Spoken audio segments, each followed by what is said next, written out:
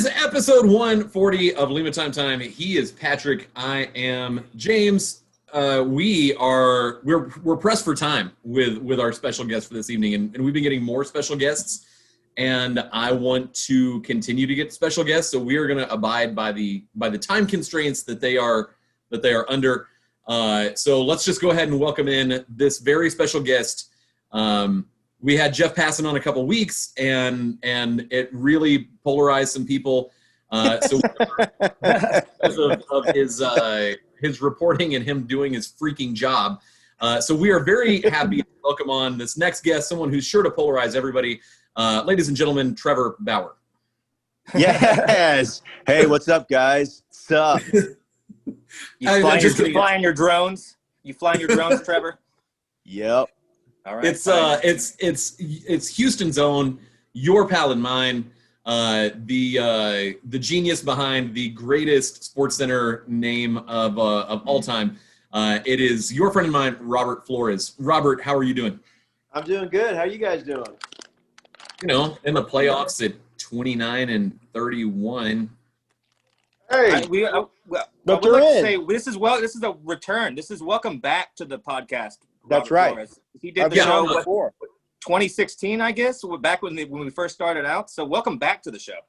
Yeah. Thank you very much. I didn't realize that it had been that long. Yeah, we're Have we had repeat guests before? Lance McCullers is the only one. Oh, you're an esteemed company. Yeah. You got McCullers to come on? How did that Twice. come about? Twice. That's awesome. I love Yeah, Lance. it really is. Good dude. Okay, so let's break down when we were doing our preseason quote unquote show at the end of July, Pat was saying 38 and 22. I was being a very conservative 35 and 25. Yeah. Of course the injuries happened, but what's your take on what actually happened to the Astros this season? I think it was a combination of just about everything. Full disclosure, I picked the A's to win this division even before the shutdown. Okay. I thought that with the departure of Garrett Cole, all the things swirling around this team and all the baggage that they would have to carry around, I just thought it would be too much. Plus, the A's are really, really, really good. But it was just a combination of things. It was, as you said, it was the injuries. It was just inexplicable offensive performances by, Jose Altuve and then Bregman. He struggled with injuries too. They just couldn't really find a consistent stride. When they were mashing, sometimes the bullpen would blow up. When the bullpen was good and the starting rotation, which for the most part the rotation has been pretty good for the most part. But it's just been weird. And I still think that, and no one knows for sure except the dudes in that clubhouse. I still think that everything that transpired in the offseason before the shutdown, I still think that weighs on them a little bit. And, but listen, look, they're in. Are they a decided underdog against Minnesota? Absolutely. Just about in every phase, the Minnesota Twins are better. I thought they slotted with the A's. No, it's the Twins. Yeah, it was late and it was weird, but it's the Twins. Yeah, ESPN announced the A's. They announced the AL playoff lineup. Well, I don't know what to tell you about. Yeah, it's a terrible when network. You're and we hate getting them. your baseball information. Yeah. Fair enough. But yeah, they're playing the Twins. So look, as I said, they're going to be a decided underdog. But listen, who's not to say that? What if Jose Altuve gets scorching hot and he's looked better in the past? I'd say he looked better this past week than he has all season. Hit a big old home run today. Yeah, absolutely. So I think that, like I said, I think that that baggage, I think that they're still carrying it. But you know what? Maybe they go in with the attitude of, hey, everyone isn't expecting us to do anything and everyone hates us. So let's go out there. They kind of like, you know what they need? They need the Jake Taylor speech from Major League. You know? I guess there's just one thing left to do. win the whole bleeping thing. Oh, you know? that'd be so sweet. That really would be. And with these I mean, it'd be sweet anyway, but with them having a below 500 record and just to get hot and do that and just in everybody's face, people would hate it. Oh my God. People would hate it, and it would be so sweet and such a redemption for the fans especially, but the players as well. So that'd be just really incredible. Yeah. And they can do it. They are good enough to do it. I don't know. We tried to have a doom and gloom episode earlier this week, and we kind of talked ourselves into some optimism. And I kind of threw out there, what if they're kind of Greg Popoviching this whole season? They knew that it would take a miracle for them to not get in, and they just kind of coasted without not really pressing, not really worrying about it, just going about their business. And now that the playoffs is going to start, maybe a switch comes on. Is there something to be said for that? I mean, I guess anything is possible, but here are the things that if you're just looking at the numbers and things on paper, the bullpen is a real problem. And it has been a problem all season. They really struggle. I mean, I think Chandler Rome put out some numbers about what they do with runners in scoring position. And I mean, it's not great. But yeah, like, look, could George Springer, I mean, who's really been, I think, the only consistent offensive performer all season, could he carry them through a series, through a 3-game series, especially? Sure. I mean, could I don't know who their game 1 starter is, but let's say it's McCullers. McCullers has been dealing. I mean, could he? Very much so. Could he shut them down, and could they eke out a win in game 1? Yeah. And then all the pressure goes over to Minnesota. So, listen, especially in a short series, anything can happen. But look, their performance of what you've seen so far would lead you to believe, as I said, they've got their work cut out for them, because Minnesota's very, very good and very, very powerful. That lineup does not quit. There are no outs in that lineup whatsoever. So the Astros have won 2 out of 3 road games exactly one time against the same opponent exactly one time this season, and that was early on against the Angels. Jesus. Yeah, no, it was late July, it was like July 30th to August 2nd. They won 2 out of 3 against Anaheim, and that's been it. So for a team that was in 2019, like they were deadly on the road, to turn around and be 9 and what would it be 9-21 on the road? They were 9-23 on the road this year. That's just absolutely terrible. And 4-14 on the road in September. Like, I understand the mentality of, well, now it's the postseason. Now they're going to get locked in. Well, they've got tomorrow off, but like, what is it about the next 36 hours that indicates that that's something that can happen? Like after 2 months of playing damn near every day. Yeah. Can you just expect them to be like, oh, well, it's different now, so let's actually try? I just don't. I just think that there's a lot of prideful dudes in that clubhouse, and there's a lot of guys that have been carrying a chip on their shoulder, as I said, for what transpired, after 2019, after that season came to an end. But again, there's also guys, as I said, who I think are wearing and carrying the burden of all that was swirling around this organization. But look, I'm looking at the numbers here. I'm looking at something that Brian McTaggart tweeted out. On the road, as you said, we're 9-23. When they scored 3 runs or less this season, they were 8-18. In 1-run games, they were 10-14. Losses after leading, 19. Yeah. 19.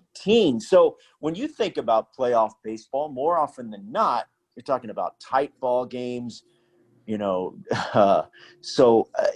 I said, every time you try to look at all the different theories and ways that you see a kind of a path to an Astros series win, and there's not really many that are jumping off the page. But again, that's the beauty of sports. That's the beauty of playoff baseball. We see unexpected things happen all the time. And wouldn't it be the most 2020 thing ever if the Houston Astros won the whole thing. Yes. I love it. Yes. Yeah, it absolutely would. Yeah. I don't know.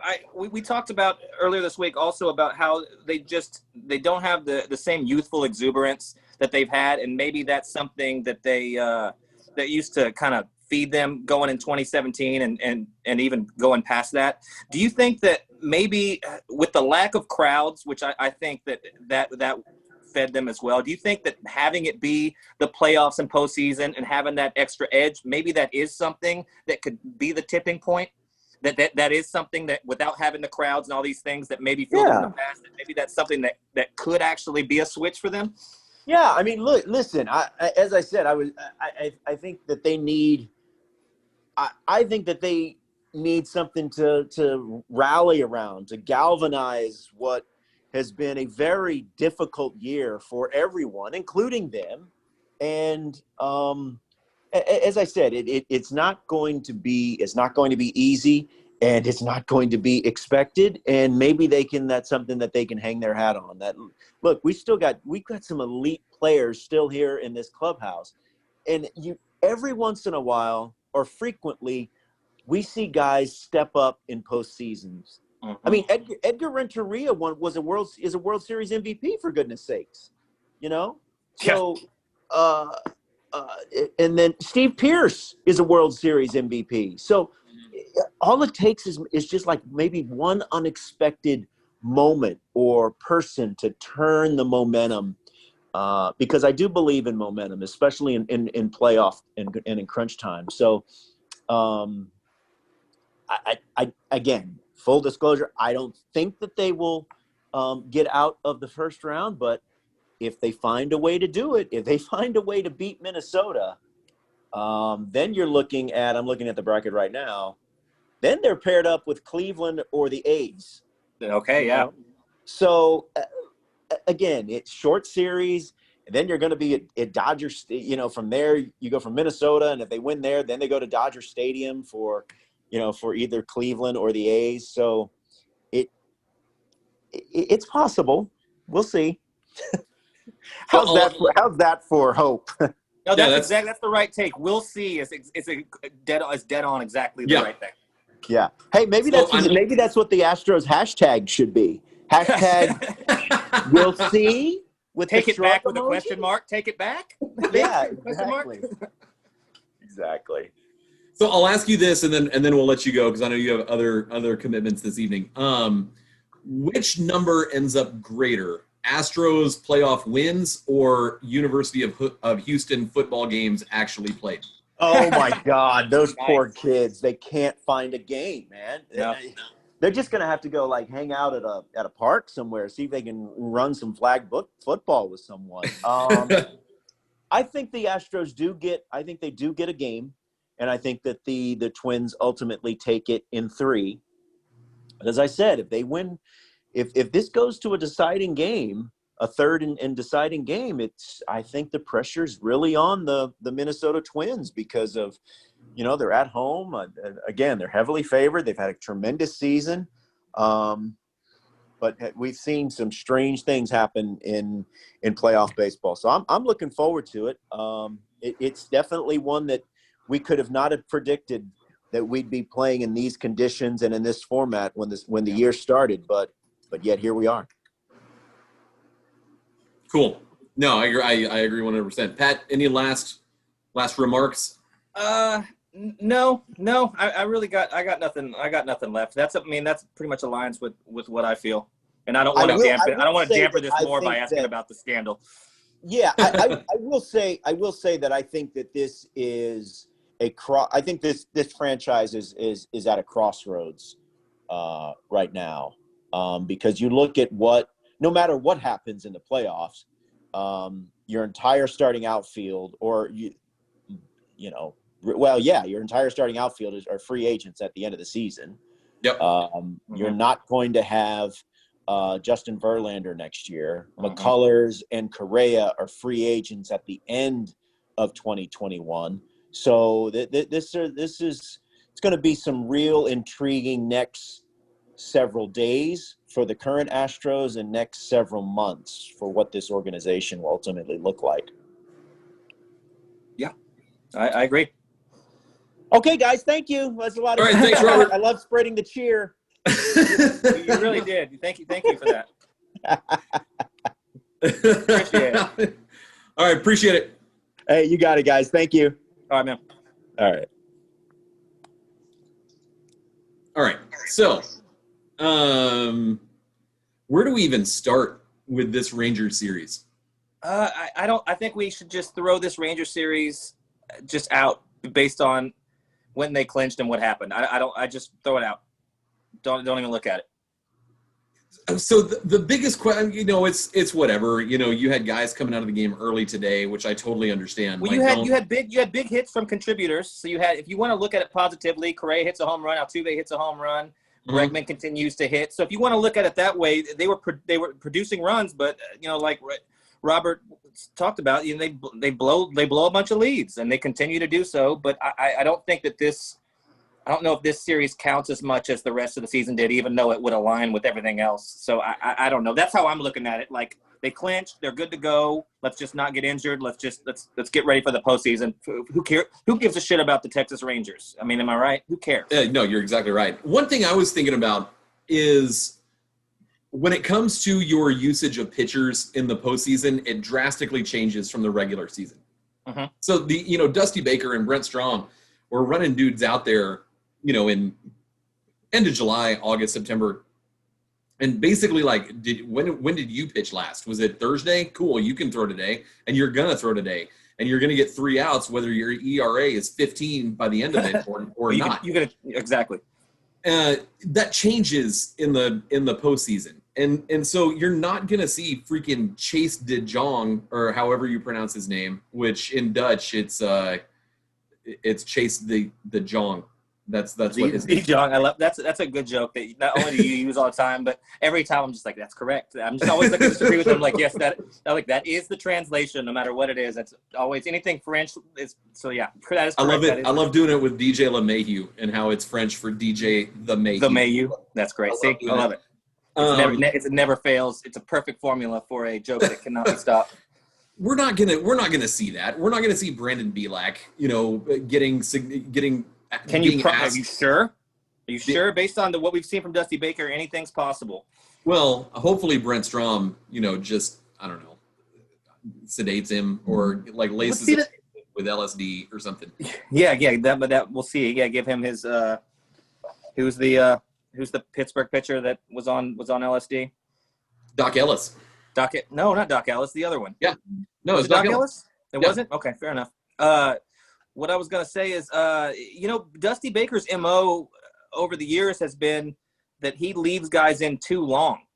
He hadn't had a feel of the pitcher, and he's always left them in too long, one batter too long that ends up, biting him in the ass. I know that's a gripe that Giants fans, who they shouldn't be griping about anybody who won him a World Series, but that's neither here nor there. Yeah. But that was a big gripe with him that he didn't have a really good feel for pitching, for the bullpen. So so that's one thing that I agree with you in the sense that should be the case, that your the available arms shrinks down in terms of who's going to be in this spot. You let starters go a little bit longer. It changes the whole approach. But we don't know Dusty Baker as a postseason manager, so I really don't know what to expect, especially against a lineup like Minnesota, who can absolutely eat you alive. And that's probably the one, even though I do not respect them overall, that's probably the one matchup where I'm just like, not for this team, just because they absolutely crush the ball. And I think we do. I mean, it's not like Dusty Baker changed, from his however 20 years of managing. No, he's probably stuck in his ways more so than most.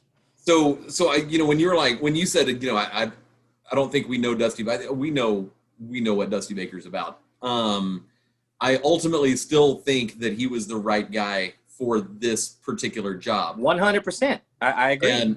And I do agree that giving him the full year in 2021 was absolutely the right call. But I think I don't know about that. I think Robert Flores is correct. Like this team is at a crossroads, and we can talk about that, some other time. But well, I mean, we can talk about that. We can talk about that now. My one quick point on that would be like at Crossroads, yes, but he's always who's the owner's name? I can't even think of him. Crane. I was going to say Click. Crane. They're all a bunch of C words. If you catch my drift. You like that? That's pretty good. Crane's always said he'll pay everybody and has paid everybody. So until and granted, we can say he can't do this or can't do that. If he wants to pay Brantley and Springer, he absolutely can. he could. Will he? I don't know. The way the PR thing has gone with this team, I would keeping Springer with the fan base alone. I think that should be a priority. And it's his money; he can do whatever he wants. But he has not given us any reason to think that he won't put the best team on the field possible, and that's just where I'm at with him. So I don't think we need to be freaking out about anything. We're just jumping to conclusions on everything. He can pay everybody. He said he'd pay everybody and try to keep this nucleus together as long as he can. The contracts are staggered out, and it gets a little weird, but he can absolutely take care of these guys. The one thing that, and I think you're right, and you're totally correct that Crane said all along that when the time was right, he will spend the money, and he 100% has. Yeah. And he's pulled the trigger on trades and approved salary increases. Think of Greinke, for example. There's no reason to. I mean, you can hold two opinions at the same time. Jim Crane should never talk to the media, but Jim Crane has always done what he said he was going to do. Like both of those things can be true. 100%. The thing is that I think that while the right play for Springer is 5 years, 125, 130, he's going to want more. If some team comes in and says 7 years, 175, which is realistic. That's realistic. That's a realistic thing, and he does deserve that. He absolutely deserves that 7 years, and that's what he's going to press for is the extra years. As far as that's what I would think. Yeah. I think 5's the right deal as well, but you're going to have the fucking Anaheim Angels coming in here, fucking offering him 13 years, $400 million or something. Who knows what they'll offer? Give his ghost a contract too. It would really suck to have to face Rendon, Trout, and Springer in Anaheim. He's right in that age bracket where he's just old enough where they're like, all right, now he's in their radar. They're like, how old is he? Okay, yeah, no, that adds up. So the ghost of Garrett Anderson's whispering in their ear, yeah, sign him. So that's what's going to happen. We'll see. Like, hell yeah. And of course, Mike Trout's going to be like, yeah, I would like to go to the postseason. I'm tired of people saying even in the expanded postseasons, Angels still can't get Mike Trout to the playoffs, and it's hilarious. But it's also, I do feel for him, even being a division opponent. I do feel for Mike Trout because he does not deserve this. He really doesn't. He signed that contract, and he's rich and taken care of forever. That's great, but he doesn't deserve what they're trotting out there. And they've got some young guys coming up. They'll compete at some point, maybe, but who knows? Who cares? I don't care. I hope they don't. Yeah. I do think like honestly, if Trout really wanted to make the playoffs, he could have taken it wouldn't have even been less money. Like any team would have paid him whatever he wanted. And it's cool, you like seeing superstars stay with the team that drafted them. That's old school, 100%. I do respect it, but I just feel at the same time like, yeah. So I mean, I guess he can be as frustrated all he wants, but I mean, he's laying in the bed that he made. So, well, the GM got fired today. So okay, well there you go. And he probably deserves it. And you can't. I mean, if you're the GM and you're thinking, you should have. He should have done more. Well, you can't. You signed Shohei Ohtani, and that was like the massive, signing. Yeah. But you can't predict that he's going to miss basically 2 seasons of like that's just bad luck. And sometimes you lose your job from bad luck, and that's pretty much. And Jerry DePoto, the bastard from Seattle, like he deserves as much. Like he basically got Billy Epler fired. Like freaking. I hate Jerry DePoto. He traded some prospect for a bag of Skittles 20 minutes ago. I guarantee it. Like a literal bag of Skittles. That's not a bad lot. Skittles are pretty delicious, so that's not a terrible trade, but I do see your point.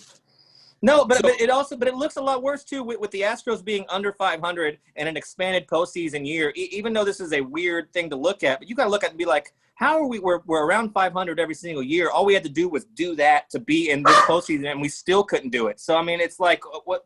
Yeah, something's got to change here, and I completely understand that approach because there's no excuse. There was no excuse for them to not be in this postseason instead of the Astros. Honestly. No, you're exactly right. No, that's 100% correct for sure. So, so I guess what trend bothers you the most or scares you the most as we get ready for the fourth straight season of Astros postseason baseball? Well, let's start by saying that is a incredible accomplishment.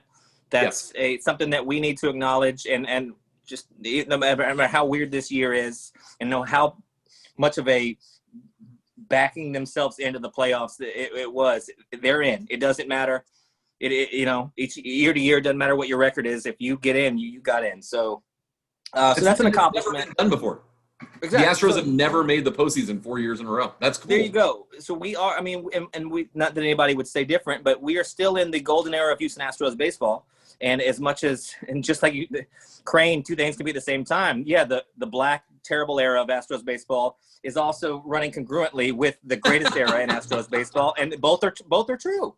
Mm-hmm. You were back in the World Series last year and right there and had a chance to win it. And so, I mean, that memory almost goes away. Like that they were like the cheating feels like it just happened, even though it was 2017 and like they were in an ALCS in 2018, in the World Series in 2019, back in the postseason again. Like we're talking about a run that's pretty impressive. I don't care who your franchise is for a stretch of 4 years.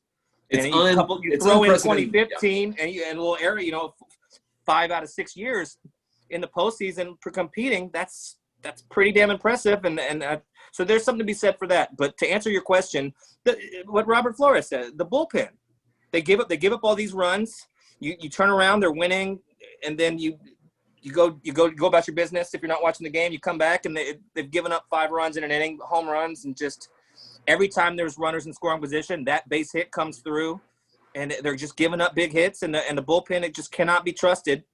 And there's no real back in, like, of course, is Ryan Presley very good? Yes, but there's nobody that's true shutdown to bolster down a game. We don't have anybody with Osuna going out. There's nobody that's just like, okay, this game's over with. It's locked down. It's Eric Gagne time, or whoever, Trevor Hoffman time, Mariano Rivera. We don't. It's not shut down. It's like, oh God, I hope this doesn't go awry, and then it immediately goes awry. And that's been the trend for this year is blowing leads late in games, losing. Have they 9 out of whatever extra inning games? And granted, it's the new rules, and they won't the extra inning rules will not be allowed in the postseason. So it'll be back to the old ways. So they got on that a few too many times, which makes all the difference in a season. You talk about the games they lost that way. Those bounce a different way. You're talking about a team that's possibly 7 or 8 games over 500. Yeah. So maybe that the record is a little bit skewed that way, and those are the rules, and that's what you play by. So you can't make excuses. But if you want to look at it from an optimistic standpoint, you lost a bunch of games like that. I mean, I believe it was 9 games they lost in extra innings with those rules. So that's a lot of games in a 60-game season. That's 9 games out of 60. No, you're exactly right. And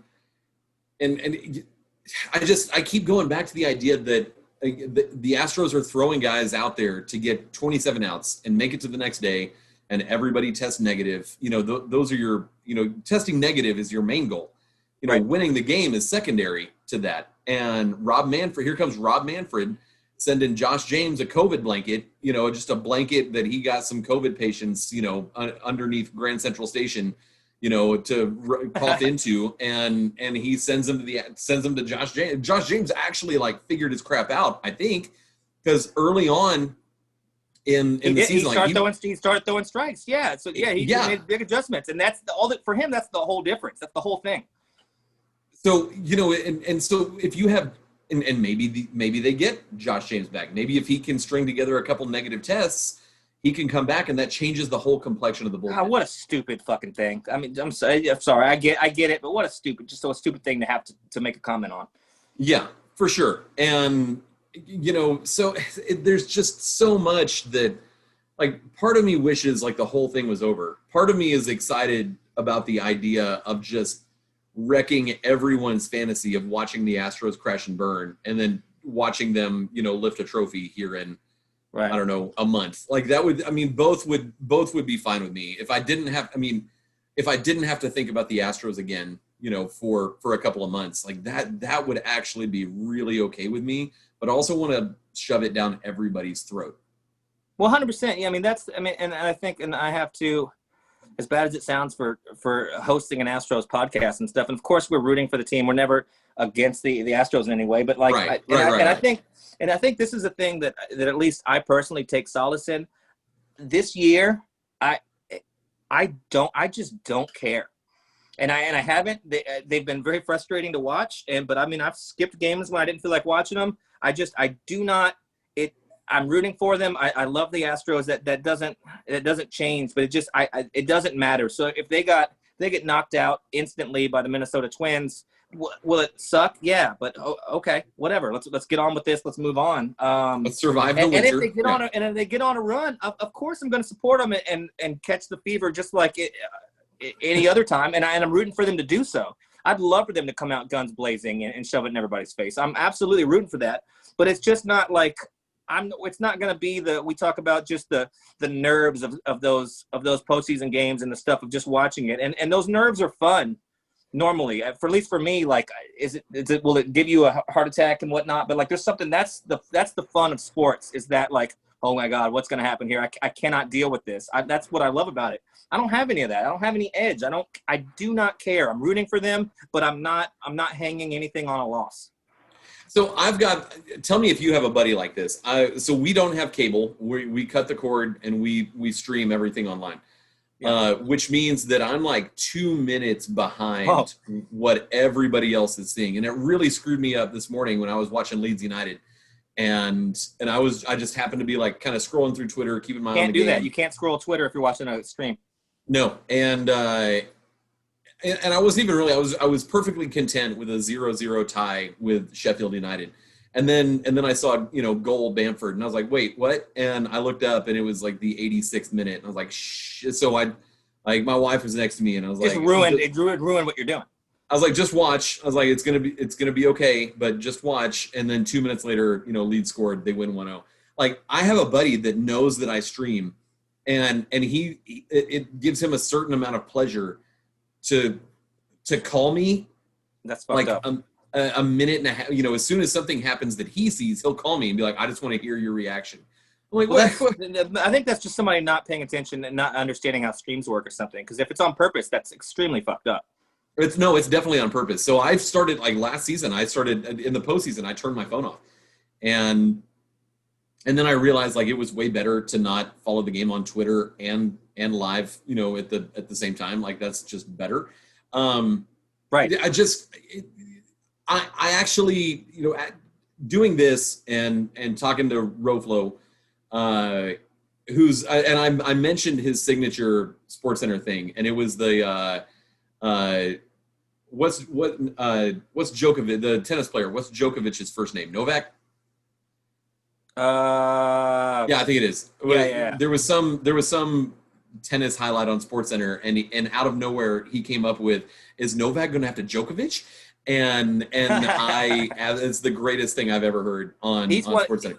He's one of my favorite, he's one of my favorite SportsCenter anchors of all time, because there was like, the quality dropped off after the original guys who were, you had the legends, Dan Patrick, Stuart Scott, rest in peace. Keith Olbermann, all these guys are just, and they're all still just the top of the line in that line of work, all just incredible. So like he was like, I guess he came around with like, who's the bald guy? Scott Van Pelt. Van Pelt. And, yeah, who's great. Robert Flores is one of the best SportsCenter guys in all time, and he's great. He's great on MLBTV. Like he's one of my favorite pundits, or whatever you want to call analyst. And he's a Houston guy, so you got to support that. but you know, just the perfect balance of fun and fair. Doesn't take himself too seriously, but still knows what he's talking about. And like it's a rare thing. And like he's just the best. And like even though he wasn't too optimistic on here, and I personally don't blame him. I'm choosing to be optimistic, even though I 100% agree with him across the board on all of his points. If that makes any sense. No, if it's sort of come and like I said, doing this and then talking to him. I've sort of become I'm to the point where do I think the Astros are going to lose the series? Yeah, I think there's a really good chance they do. Am I going to lose it if they win it and move on and just see how far can they go after the depths of what we've been through over the last 6 weeks of following this team, maybe 5 weeks. Whatever happens, but I'm actually more excited about it than I was 2 hours ago. I am too. The one head scratcher for me, and it'll be interesting if we can swing it this offseason, and I don't even know that he'd do it. If we can get Lance back on and have him talk about why in the actual hell did he pitch last night? And why is he not an option for game 2 rather than best case scenario, he's your game 3 guy? Yeah, I know. I mean, all I saw with reports that he wanted to get regular work in just to maintain on schedule. But I would have liked to see him pitching game 1, the way he's pitched. I mean, Lance would be my game 1 starter. So like that, yeah, I'd like to get an answer to that. And I wonder if I could text him and ask him that, but that doesn't do anything for us now. I wonder if when what he said last night after the game, when he threw last night, he just finished up a streak of like 17 2/3 innings where he did not allow an earned run. No, he was as dominant as ever. I mean, just absolutely filthy. And I think when he was like, I'm basically, except for 30 minutes in early August, I'm a sub-3 pitcher. I wonder if that wasn't directed. Lance, he's appropriately cocky. He's good and he knows he's good, but he's not a dick about it. I wonder if that wasn't more directed at Strom and Dusty Baker than it was just him reflecting on the season to be like, why was I even pitching? I could go Tuesday. And I understand why you give Greinke game 1, but if you're talking about who's been over the last month to 6 weeks, who can you trust? I would put it McCullers, Urquidy, Greinke being the third sort of stabilizing option. What about Frommer? So I'm okay with him. Do you just personally not trust him or whatever? Because he's been pretty damn good too. No, with him, he has experience coming out of the bullpen. Okay. And so I'm okay with him being the guy that you turn to in the third inning if things get hairy to get you. Well, in years past we'd say to the 7th, but now probably as long as possible. Yeah. Right. So, but I don't. McCullers doesn't have the experience of coming in with one on and one out in the third inning. He's the kind of guy I feel like he's the kind of guy that could do that. Just the way he is amped up and a competitor, I feel like he's the guy that you could throw in there. Not that you would, because he's starting pitcher, and this is a moot point, but he's one of those guys that you put him in any, if like the ALCS in 2017, just a guy that can whatever you need him to do, he's going to be up for it. He doesn't need any outlying factors. He can get amped up for any situation. But what I'd say for McCullers in this situation is he's been so consistently dominant that maybe giving him that regular work to keep him in doing whatever he was doing to keep him sharp. I mean, that's not crazy. I see where it lines up for the postseason, not planned for it, but if he's been doing this and on this regular schedule and been as good as he's been ever, in my opinion, as dominant, like to not give him a break there could fuck up his whole routine and everything, and that could have him screwed up coming into the postseason rather than keeping him on schedule and pitching him where he'd be the most useful for the team, whether that's game 2 or game 3, whatever it is what it is. The problem is that allowing him to be on his regular schedule is dependent on you winning one of those first 2 games. Well, I like the confidence then. If you can't, I mean, you got a Zach Greinke start, you've got this lineup, like you've got to think that you can win the games. This team isn't a bunch of bums. This is the defending American League champions And granted, you've got some injuries and stuff, but you have some new people stepping in. This lineup is still as potent up and down the lineup as the Minnesota Twins. I mean, and they are. And granted, you haven't seen it all season, but it's the last 60 games aside. But it's not like it is not crazy talk for me to say like that they can't come in and absolutely demolish the Minnesota Twins at any given point. They can. They're capable of it. They're capable of scoring runs in bunches, hitting for power up and down the lineup. They are good enough to beat anybody, and they should not be scared of the Minnesota Twins based on what they've done for 2 months. Go on what they've done for the past 4 years. Like, this team should be confident, and I think they are. I think they have that cockiness. They just need to kind of hone in and kind of put it all together. They should not. Houston Astros should not be scared of the Minnesota Twins. I don't care how good they are and how good a year they had this year. The Astros should not be scared of anybody, and that's just my personal opinion. And maybe that's just my arrogance from these past few years of how good they've been. Like, I don't hearing the Minnesota Twins. I'm just not this year. I'm just not judging. It's 2 months. Anything can happen in 2 months. You guys can't hit and they turn it on. Like, it's just not. It's not we're treating it as it's an entire body of work in a regular year, and it's just not. So, and of course you have to treat it that way because it is, but it's not an entire body of work. That's all-star break type stuff. A team can turn it around, and a team this good can come in and go the other way and still end up 20 games over 500. So, and a team this good is capable of doing that. So I'm just choosing to go optimism. I'm not scared of the Minnesota Twins. I'm not expecting one thing or the other, but I'm definitely not expecting the Astros to lose. I'm just not. I'm a wait and see. We'll see. It's exactly right. We'll see. I like the take it back with a question mark. Yeah, take it back. I mean, but it could also be, should we take it back? I think we should probably try to do that. We'll see what happens. Let's try. Give it a shot. Win for all those cardboard cutouts. So I mean, I understand anybody with these complaints and these takes. It's based on stats and numbers, and I completely get it. But if baseball is weird enough for the Astros to do what they've done for these 60 games, then it's as weird enough for them to turn around and be the Houston Astros that we know they are for the postseason. And it shouldn't be any surprise to anybody just because baseball is that fucking weird.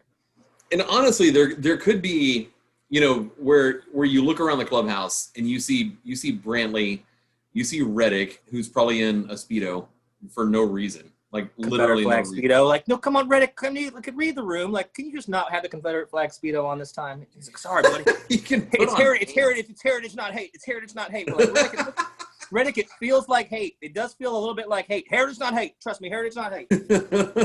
my militia's flag. Don't worry about it. It's my militia's flag. It's not hate. It's heritage. It's like, Reddick, it's a little bit hateful, but okay. And I'm obviously kidding, Reddick. I don't think Reddick's a racist, so just okay. There's a decent chance he is. I mean, Savannah. Well, I think he's learned. I think baseball, being in clubhouses, they're so multicultural. It'd be impossible for you to continue to be a racist unless you're somebody named Aubrey Huff. If you're Aubrey Huff, if you're John Rocker and Aubrey Huff, your hate runs so deep that there's nothing you can do. There's nothing you can do about it. Those colors do run. Those colors, sure. Yeah, the colors do run. And hey, when I say heritage, not hate, I do mean hate. Yeah, it means hate. Yeah, obviously, it's a flag for the South, for slavery. So yeah, it does mean hate, even though I'm going to say heritage, not hate. Yeah, but I wonder. Okay, sorry, finish your point. My bad. That was really. I really enjoyed that little side note. I wonder how much of what happens over the next. I mean, because it's probably 48 hours till the first pitch in game one. I mean, it's the Astros. Is it Tuesday or Wednesday? It's Tuesday. Is it really that quick? Okay, well then I was thinking it was going to be a Wednesday start. Okay. Well, I think the NL starts. I think the NL goes Wednesday, Thursday, Friday. The AL goes Tuesday, Wednesday, Thursday. Okay. But over the next, and because it's the Astros, they're probably going to get like the 9 a.m. start. Oh well, this year, who cares? The 9 a.m. start. The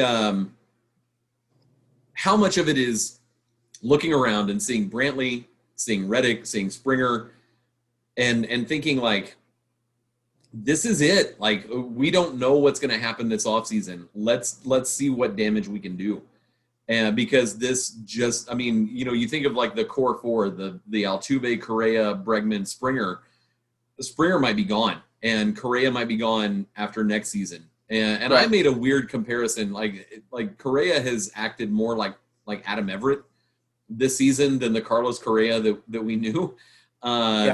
And he's been great defensively. He talked about how great his defense has been, and it's been fantastic. He's one of the best in the entire league. He's an incredible shortstop. So but that's the way he can be productive. So he didn't.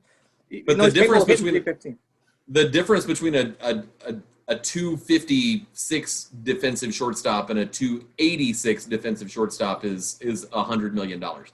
And for the last couple of years, he's been the 260 defensive shortstop when he's been on the field. I just wonder, is there a point where you have a group text going, they're like, let's just go out and do it, and how much of the possibility of the uncertainty of what this offseason holds is a motivating factor in doing some damage, and I would have thought that this whole season would have been like that, but I also understand that you can't, and we've talked about, you cannot maintain Game 7 intensity over the course of 162 games. No, you're 100% right. And like this year, I think it's been, and again, to go back on what Roflo said, like it's been just an amalgam of different problems, all just a perfect storm of everything kind of coming together. And that it had to take all of these factors coming in to make them play right around 500 baseball. So that, and then I'm going back and staying with the silver lining optimism. So that's how good of a baseball team they are, is that it took all of these things, this crazy 2020, this weird season, no fans, coming off a scandal, injuries, guys not performing. It was still only 60 games. So like, and they don't, just a mental preparation aspect of it. You're used to having a full season. Yeah, if you hit 220, 250 or whatever for the first half of the season, that's not good. But you're used to being able to just play yourself out of it. And if you're a player like Alex Bregman or Jose Altuve, I mean, if you got a gun against your head and the bet is, will Jose Altuve hit and be productive or not? If you bet or not, even based on what you've seen, you're stupid.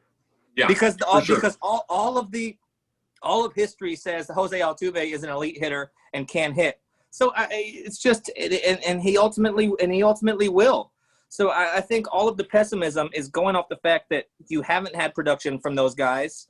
But I mean, Carlos Correa is he has big hits in the postseason, loves the big stage, has hit some big home runs, some walk-off home runs. Jose Altuve, one of the biggest, best hitters in the clutch on the biggest stage. Won a pennant on a walk-off. Like that's. He did get a buzzer to help him win, but other than that, like sure. the buzzer was like, here, it's even whatever. That's a bad joke. He keistered it.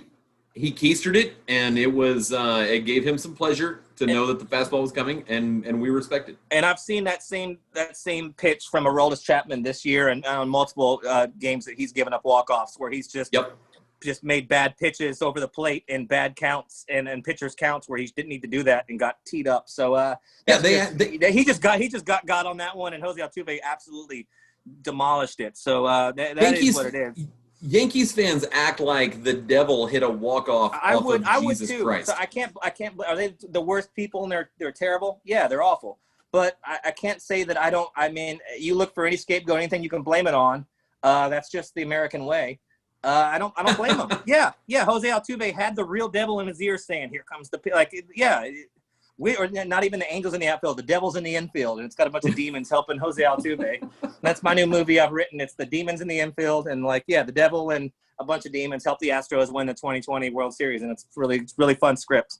Mark Duplass can definitely make that happen for sure. That'd be pretty fun, and that'd be real fun script. But so I think that we need to just keep in mind that the guys who haven't produced are capable of doing it, and history says that they will hit, that we can't count them out. And I'm going to, it's going to be fun. Fuck it. Let's just go win it. So people are like, oh, they were 29, just acting like the end all be all at their record of 29-31. It's just, or whatever it is. Yeah, whatever. Is that their record? I don't know. Yeah. Just acting like that they're not good. Well, I think they are capable of being good. This team is still a deadly lineup. They still have the starting pitching to do it. There's some question marks, 100%, but there's no team in this league that, Dodgers aside, the Dodgers are pretty damn good, I'm just not scared of anybody, even with this iteration of the Houston Astros. I'm not scared of anybody. I think they can play with anybody. There's a difference between busting on this team on Twitter and pointing out like, no, you idiots were 4-14 on the road in September when you had the easiest schedule to close out the season in baseball. Yeah. Like, I think there's value in pointing out like, this is how much you crap the bed. And because I've done that multiple times today, even on Twitter, which no one should ever be on. But no, it should not. Unless you have to only go on there to tweet about bad, terrible things that should scare you. Fear mongering is the only thing you can tweet about, honestly. Yeah. But it's just, I'm in the same boat. Like I want. Part of me, I'm torn between thinking like, this isn't the year, and thinking it might not be. Make it the year.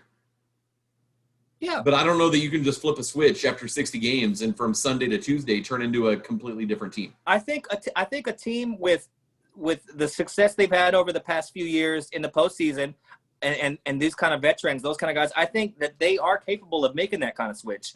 And again, my approach is going off the fact that I don't care if they lose. So like you might as well win. So I don't want to say that they haven't crapped the bed this entire season. This has been a lackluster year. It's been weird. It's been bad. It's been disappointing. But again, that can exist while them being like, okay, we know that we're good. We have confidence in ourselves as professionals. We've dominated the postseason for the past few years, and won 2 pennants, won a World Series, been in 3 ALCSs.